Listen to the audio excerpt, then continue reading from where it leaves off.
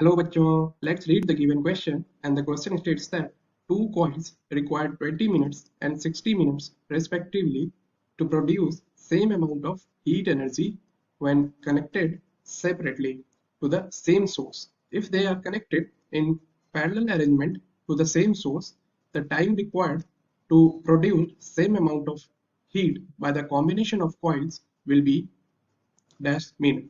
So the key concept that we will use here to solve this question is heat produced in a resistor is given by H is equal to I square R into T, जहाँ I जो है वो current है, R जो है resistor की resistance है और T जो है वो टाइम ड्यूरेशन है।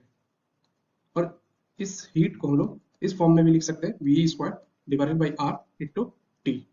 और जो सेकंड कॉन्सेप्ट हम लोग यहाँ यूज करेंगे that is suppose R1 and R2 दो रेसिस्टेंस है किसी दो रेसिस्टर्स के जो पैरेलल में कनेक्ट है, तो जो इक्विवेलेंट रेसिस्टेंस होगी उसकी that will B R1 into R2 divided by R1 plus R2। तो हम लोग यहाँ पे इन्हीं दोनों कॉन्सेप्ट का यूज करके इस क्वेश्चन को सॉल्व करेंगे। सो जो फर्स्ट कंडीशन गिवन है हमें दो सेपरेट रेसिस्टर्स हम लोग ले लेते हैं। सपोज इसकी रेसिस्टेंस R2 है और इसकी रेसिस्टेंस R1 के अक्रॉस पोटेंशियल जो है वो सपोज V है, और यहाँ में गिवन है कि दोनों के अक्रॉस जो है पोटेंशियल जो है वो सेम V है।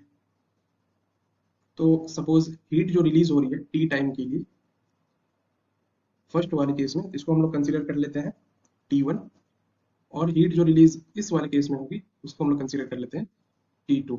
तो क्वेश्चन में हमें ये गिवन है जो हीट रिलीज हो रही है दोनों केस में वो दोनों सेम है। तो यहाँ से हम लोग लिख सकते हैं H equal to V square divided by R1 into T1 is equal to V square divided by R2 into T2। तो ये V स्क्वायर और V स्क्वायर कैंसिल, तो यहाँ से हम लोग उसको लिख सकते हैं R2 divided by R1 is equal to T2 divided by T1। तो हमें ये गिवन है कि T1 जो है फर्स्ट वाले केस में उसे 20 मिनट्स लगते हैं एंड T2 जो हमें गिवन है दैट इज 60 मिनट्स। तो यहाँ से हम लोग 60/20 सिंस यहाँ हम लोग यहाँ रेशियो है तो उसे टाइम की यूनिट जो भी हो यहाँ से कैंसिल हो जाएंगे and we will get ratio as 3। तो यहाँ से हम लोग लिख सकते हैं R2 जो होगी दैट विल बी 3R1।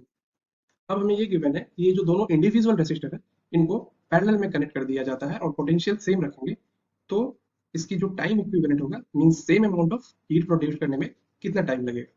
तो अभी हमने देखा था कि कॉन्सेप्ट में जो R1 R2 पैरेलल में होती है तो इक्विवेलेंट रेसिस्टेंस जो हो जाती है R1 into R2 divide by R1 plus R2। तो यहाँ से हम इसकी वैल्यू पुट कर दें तो ये हो जाएगी 3R1 R2 की value into R1 divided by R1 plus 3R1। तो इक्विवेलेंट रेसिस्टेंस जो आ जाएगी that will B 3R1 divided by, अब इसे हम लोग इक्विवेलेंट रेसिस्टेंस समझ लेते हैं R इक्विवेलेंट। अब इसके अक्रॉस जो पोटेंशियल है वो भी सेम है P, और हमें गिवन है कि यहाँ जो हीट प्रोड्यूस्ड होगी H वो सेम है इनिशियल कंडीशन। तो हम लोग किसी एक से इसको कंपेयर कर लेते हैं, सपोज H1 से कंपेयर कर लेते हैं। ये इक्विवेलेंट के केस में तो इसको हम लोग H इक्विवेलेंट लिख लेते हैं। तो ये क्या हो जाएगी V square divided by R equivalent into T जो हमें फाइंड करनी है and this will be equal to, और H1 हमारे पास ये V square divided by R1 into T1। तो यहाँ से हम लोग R इक्विवेलेंट की वैल्यू पुट कर देते हैं। तो पहले ये V स्क्वायर और V स्क्वायर कैंसिल, और T को हम लोग लिख सकते हैं R equivalent divided by R1 into T1। तो R इक्विवेलेंट हमने फाइंड किया है 3R1 डिवाइडेड बाई 4, और यहाँ एक ऑलरेडी R1 है इंटू T1। तो T1 है हमारे पास 20 मिनट्स। तो यहाँ से R1 और R1 कैंसिल, 4 से 20 5 टाइम्स में, तो यहाँ से जो T होगी that will be equal to 15 minutes. So finally we can say that जो पैरेलल में जब रेसिस्टर्स को कनेक्ट करेंगे तो जो टाइम लगेगी so that will B 15 minutes. This is the final answer of the given question. I hope you understood the solution. Best of luck. Thank you.